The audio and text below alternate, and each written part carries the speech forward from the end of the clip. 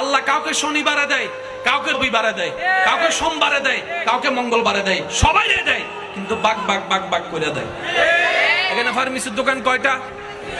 এখন এই এলাকায় রোগী ওষুধ কেনার কাস্টমার আছে 5 জন, ডেলি কয়জন? এই 5 জন যদি একটাতে চলে যায়, আরেকজনের যদি মন খারাপ না করে, কারণ শনিবারে 5 জন আল্লাহ যদি একে দেয়, রবি সোমবারে 5 জন না 10 জন আল্লাহ ওকে দিবে। কারণ সবার ঘরের মধ্যে একটা টাকার দরকার আছে না নাই? এই যে সিস্টেমটা, এটা বন্টন করে কে? একটু জোরে বলেন না ভাই, বন্টন করে কে? তো বন্টনকারী আছে না নাই? সুতরাং আপনার আমার কাজ হচ্ছে পরিশ্রম করা, নীতির সাথে চেষ্টা করা। রিজিক দিবেন কে? আল্লাহ আমাদের সবাইকে একটু বুঝার তৌফিক দান করুন। এবার আসেন, আপনার আমার মা, আমরা যখন মায়ের পেটে ছিলাম আমাদের সাইজ কত দূর ছিল? 1 হাত বরাবর ছিল। একটা হরিণ যখন বাচ্চা দেয়, বাচ্চা হরিণটা কত বড় থাকে? একটা হাতি যখন বাচ্চা জন্ম দেয়, বাচ্চাটা কত বড় থাকে? একটু জোরে বলেন। এই পর্যন্ত কোনোদিন শুনছেন ডেলিভারির কারণে হাতি মারা গেছে? এই পর্যন্ত কোনোদিন শুনছেন ডেলিভারির কারণে বাঘ মারা গেছে? কোনো দাইমা? জোরে বলেন না। জঙ্গলে কোনো দাইমা? জঙ্গলে কোনো হসপিটাল? জঙ্গলে কোনো ডাক্তার? তাহলে এতগুলা পশু পাখি মা জন্ম দেয়, ডেলিভারি ম্যান কই? সুবহানাল্লাহ। আচ্ছা, আমাদের মা বোন যখন ডেলিভারির টাইম হয়, ডাক্তারে আলতা করার টাইম দিয়ে দেয়, আগামী মাসের এত তারিখ। আগো হয়, পিছু হয়, বরাবর টাইমও। কিন্তু আমাদের মিস্টার বাগ মশাই যখন, বাগিনী যখন প্রেগনেন্ট হয়েছে, ডাক্তারের কাছে গেছিল, উনি কেমনে জানে কোন তারিখে কতটা ডেলিভারি? একটু জোরে বলেন না। আমাদের ডেলিভারি করাইতে 10 জন লাগে। একটু বুঝবেন, আমাদের ডেলিভারি করাইতে 10 জন লাগে। আমার জন্য 10 জন লাগছে, আপনার জন্য 10 জন লাগছে। কিন্তু বড় বড় জিরাফ, বড় বড় হাতির মারা ডেলিভারি করছে একাই একাই একাই। জিজ্ঞেস করেন তারে, আমরা অপারেশন করেও কুল পাই না, তোরা এত বড় বাচ্চা জন্ম দিচ্ছস, তাও আবার জন্ম হওয়ার সাথে সাথে ওই 1 সেকেন্ডের বাচ্চাটা উঠে দৌড়ানো শুরু করছে, হাঁটা শুরু করছে। আমাদের হাঁটতে লাগে 2 বছর। কিভাবে সম্ভব? প্রত্যেকটা সৃষ্টি বলবে রব্বুল আলামিন আছে, রব্বুল আলামিন আছে। আমাদের একজন মালিক আছে যিনি আমাদের নিয়ন্ত্রণ করে যাচ্ছেন। বলেন না সুবহানাল্লাহ। যার তাওয়াক্কুল আল্লাহর সাথে যত বেশি মজবুত হবে, তার জীবন তত বেশি স্মুথ হয়ে যাবে, সুন্দর হয়ে যাবে। এখানে সব মানুষ, যতগুলা মানুষ আছে, রোগ ছাড় একটা মানুষ দেখেন তো। বলেন না রে ভাই, রোগ ছাড় একটা মানুষ, রোগ ছাড় একটা মানুষ।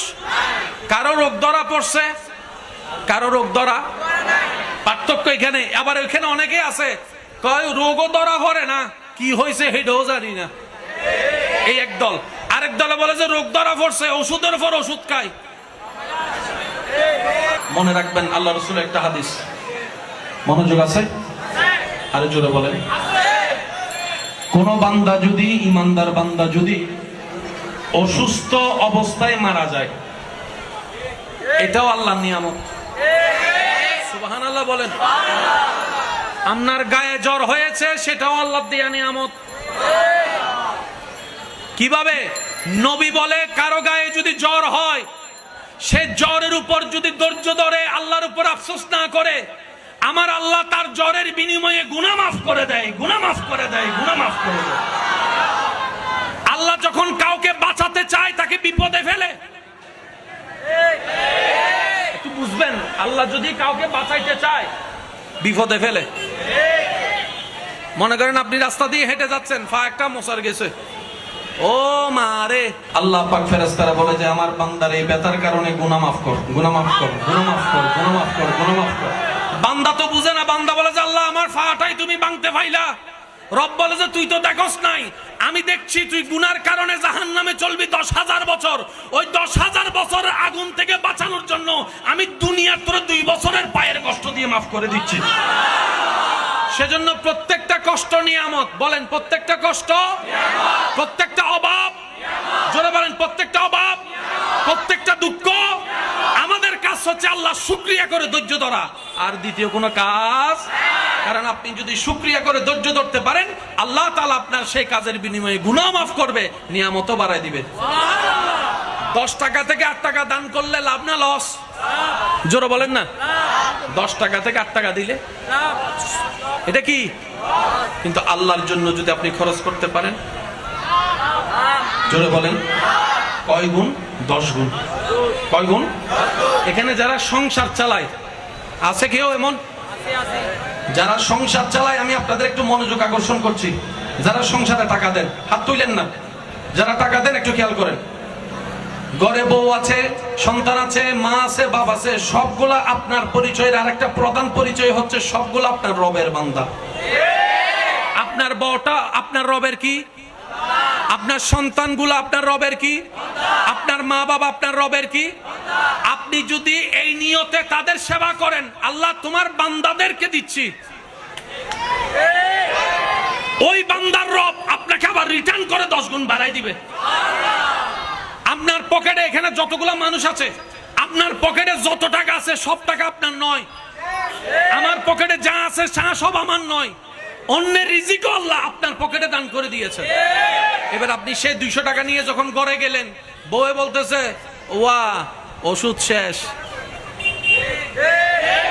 50 টাকা দিলেন, তাহলে 200 টাকা আপনি মনে করছেন আপনার, কিন্তু 50 টাকা তো বউ লয়ে গেছে। বাচ্চা এসে বলে বাবা কলম লাগবে 2টা, আবার দিলেন 50 টাকা, তাহলে আপনি দিলেন, নিলেন 200 টাকা নিজের মনে করলেন, কিন্তু 50 পাইলেন বউয়ের, 50 পাইলেন সন্তানের। এবার আপনার মা এসে বলে যে অভূত বিরিয়ানি হয়তো মনে হচ্ছে। এবার আপনি 100 টাকার বিরিয়ানি আনলেন মার জন্য, এবার আপনারটা কই? আপনি বললেন ইয়া রব 200 তো আমার আনা ছিল। রব বলে যে তোর ছিল না, আমার বান্দার রিজিক আমি তোর পকেটে দিয়ে রেখেছিলাম। সেজন্য কাউকে যদি খাবান, কাউকে যদি সংসার চালান, অভিভাবক যদি হয়ে থাকেন, আজকে থেকে কাউকে খোটা দিবেন না। আমি খাওয়াচ্ছি তোকে, আমি চালাচ্ছি, তোর সংসার আমি দিচ্ছি, বাজার আমি করে দিচ্ছি। আল্লাহর ওয়াস্তে কথা বলবেন না, মনে মনে রবের দরবারে শুকরিয়া করবেন, আল্লাহ তোমার বান্দার সেবা আমাকে করার তৌফিক দিয়েছো, আল্লাহ সেটা যেন সুন্দরভাবে আদায় করতে পারে, তুমি দয়া করি বলো না। অহংকার করা যাবে না, জোরে বলতে হবে, অহংকার করা যাবে। আল্লাহ আমাদের সবাইকে বুঝার তৌফিক দান করুন। আজকে থেকে আমরা তাওয়াক্কুল বাড়ানোর চেষ্টা করব বলি ইনশাআল্লাহ। তো তাওয়াক্কুলটা বাড়াবো কিভাবে? এত জ্ঞানও আমাদের নাই, এত পাওয়ারফুল ঈমানও আমাদের। আমরা আজকে থেকে একটা কথা অভ্যাস করব, যে কোনো বিপদ আপদ মুসিবতে দুঃখ কষ্ট যাই হোক, মনকে শুধু এতটুকু বলবো আল্লাহ আছে। স্যার সবাই মিলে বলেন তো কি বলবেন? আরেকটু জোরে বলেন, কি বলবেন? আল্লাহ আছে শব্দটা একটু বড় করে বলতে হবে। কি বলবেন? নবীর প্রেম অন্তরে রেখে বলবেন আল্লাহ আল্লাহ আল্লাহ।